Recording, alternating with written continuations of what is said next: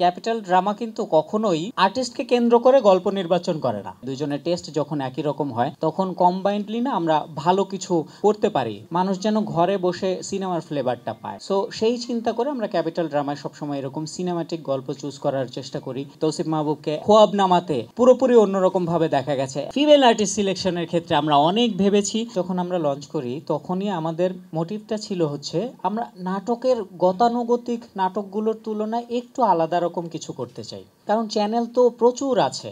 আমরা শেষের দিকে এসেছি, তো শেষের দিকে এসে এত কম্পিটিশনের মাঝখানে, মার্কেটে এত কম্পিটিটর, তাদের মাঝখানে আমরা কি করে বিট করে মাথা উঁচু করে দাঁড়াতে পারি বা তাদের মাঝখান থেকে কি করে আমরা স্পটলাইটটা আমাদের দিকে টেনে আনতে পারি, তার মেইন প্ল্যানিংটাই ছিল যে আমরা অন্যদের তুলনায় একটু ডিফারেন্ট কিছু করব।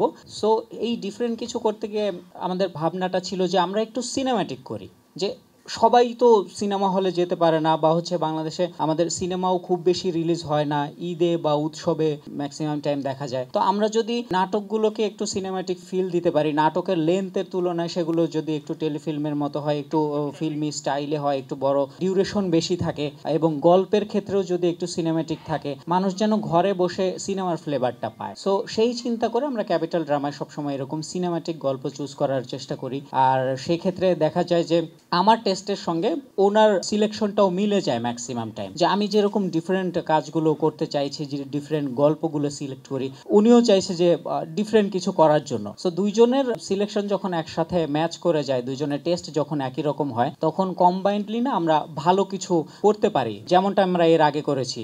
চলো হারিয়ে যেতে তৌসিফ মাহবুবকে একরকম দেখা গিয়েছে, ঠিক তারপরেই আবার খোয়াবনামাতে পুরোপুরি অন্যরকম ভাবে দেখা গেছে। এখন আবার ঠিক খোয়াবনামার সেই ইমেজটা ছাড়িয়ে আবার ফার্স্ট লাভে তাকে অন্যরকম ভাবে দেখা যাচ্ছে। এরপরে আমাদের আরো একটা বিগ ব্লাস্ট আসতে যাচ্ছে, সেটা আসলে এই ফার্স্ট লাভের থেকেও বিগ অ্যারেঞ্জমেন্টে এবং বড় ক্যানভাসে, বড় পরিসরে আসবে। ক্যাপিটাল ড্রামা কিন্তু কখনোই আর্টিস্টকে কেন্দ্র করে গল্প নির্বাচন করে না। ওই গল্পের সঙ্গে যে যায় তাকেই সেই চরিত্রটা দেয়া হয়, যে ওই গল্পটার জন্য পটেনশিয়াল, যে ওই গল্পটায়, যে ওই চরিত্রে নিজেকে ফুটিয়ে তুলতে পারবে। এবং এই গল্পটা যখন আমি শুনি, প্রথমেই আমার মনে হচ্ছিল এই গল্পটাও ওনাকেই দরকার।